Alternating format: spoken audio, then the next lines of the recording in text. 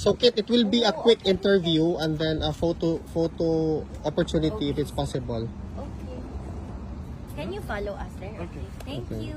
Thank you, Mora. Okay, I'll just bring this in. And Kit, is it possible to do this every time after your visit? Na doon lang diretso para hindi na kami dito mag-stay? Or what do you prefer? Try na to.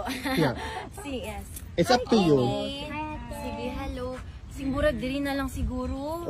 You want? So that we can ask people to come here. What do you prefer? sige. Do you want every time na you have family visit here? Or para every time, diri na lang mo anha, paggawas na lang nimo or what? Kasi yung mga What do you prefer?